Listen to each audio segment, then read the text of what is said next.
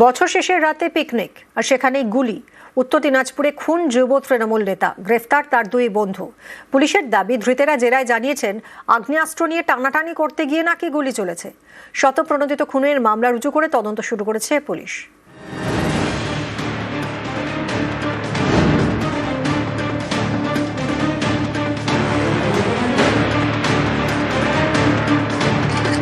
দু 2025কে বিদায়, 26কে স্বাগত।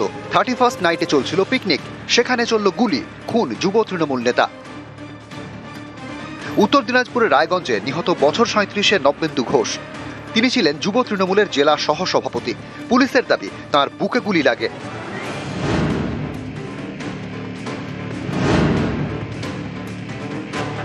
রায়গঞ্জের মোহনবাটি বাজার, এখানেই বাড়ি যুব তৃণমূল নেতা নব্যেন্দু ঘোষের। পরিবারের দাবি, বুধবার রাত 10টা নাগাদ বাড়ি থেকে বের হন নব্যেন্দু। বন্ধুদের সঙ্গে পিকনিক করছিলেন, সেখানেই গুলি চলে।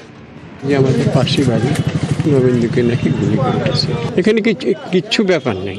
গুলিটা কোথায় হয়েছিল? ওই যে মাঠে, এই যে পাশে মাঠে। সে বিষয়ে আর কি বলার আছে, এটাকে দেখতে হবে প্রশাসনকে। তৃণমূলের সঙ্গে আছে, ওই ছেলেটা ভালো।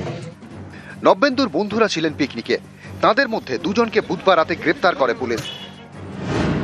একজন শুভম পাল আর একজন পিন্টু সাহা। দুজনই রায়গঞ্জের বাসিন্দা, যুব তৃণমূলের কর্মী। ধৃত পিন্টুর কাছে ছিল আগ্নেয়াস্ত্র। পুলিশের দাবি, জেরায় পিন্টু জানিয়েছেন তার কাছে থাকা আগ্নেয়াস্ত্র নিয়ে টানাটানি করতে করতেই গুলি চলে। যুব তৃণমূল নেতা নব্যেন্দু ঘোষের বুকে গুলি লাগে। ওখানে পিকনিক হচ্ছিল, তার আগে এসে আমাদের সঙ্গে হ্যাপি নিউ ইয়ারের করে তারপরে বাড়িতে গেল।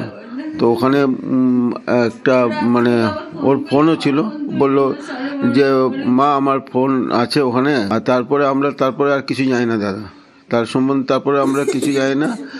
ওখানে মাইক বাজতেছে, ওখানে অত হচ্ছে, পিকনিক হচ্ছে কি। পুলিশ জানিয়েছে, যে আগ্নেয়াস্ত্র থেকে গুলি চলেছে তার কোনো লাইসেন্স নেই।